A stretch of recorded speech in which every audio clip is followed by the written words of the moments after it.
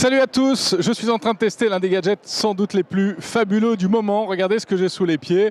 On appelle ça pompeusement l'overboard ou l'oxboard pour ce modèle-là.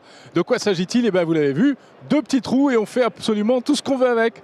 On se déplace en avant, en arrière, on tourne et tout cela fonctionne comme le fameux Segway uniquement avec l'équilibre en fait. Juste un petit mouvement pour aller vers l'avant et c'est carrément étonnant.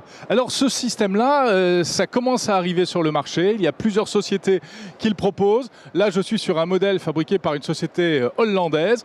On trouve également des entreprises américaines et anglaises qui fabriquent des overboards entre guillemets, puisque vous savez que l'overboard, celui de Retour vers le futur 2, on l'attend toujours, il n'existe pas.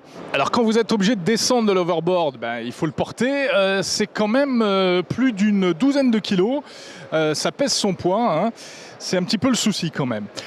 Question autonomie, puisque c'est un appareil électrique, il faut le recharger entre 1h30 et 2h et vous pouvez parcourir ensuite une vingtaine de kilomètres, nous dit-on. On n'a pas testé exactement sur la durée, mais c'est la promesse. Alors évidemment, la question que vous vous posez, c'est est-ce que c'est facile d'apprendre à faire de l'overboard? Écoutez, je ne vais pas vous mentir, il y a exactement 3 minutes, je ne savais pas tenir sur cette planche. Alors je ne suis pas encore un virtuose comme ce jeune homme, c'est vrai, mais malgré tout, ça y est, en quelques minutes à peine, on trouve son équilibre et on comprend comment ça marche. Vous avez vu les petites lumières, hein, les petites lumières blanches à l'avant, les petites lumières rouges à l'arrière. On se demande également si avec ce genre de joujou, on ne va pas cesser de marcher à pied, ce qui serait dommage parce que vous savez qu'il faut faire 10 000 pas par jour pour être en bonne santé.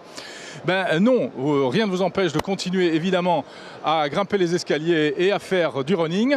Simplement, ça permet d'aller un peu plus vite. Et puis imaginez, dans certaines professions, ça peut être très utile. Par exemple, dans les bureaux, dans les hôpitaux pour se déplacer plus rapidement, dans les bibliothèques, je ne sais pas, tous les endroits où il y a des dizaines de kilomètres de couloirs. Vraiment, c'est un joujou absolument génial. Le modèle sur lequel je suis grimpé coûte 800 €. C'est pas donné.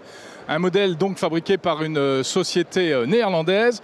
Mais on trouve également des tas de produits de ce genre importés de Chine, beaucoup moins chers, à partir de 300, 400 €. Et vous savez quoi? J'en suis sûr, ce truc-là, c'est le cadeau qu'on va s'arracher à Noël prochain. En tout cas, moi j'en veux un. Allez, salut!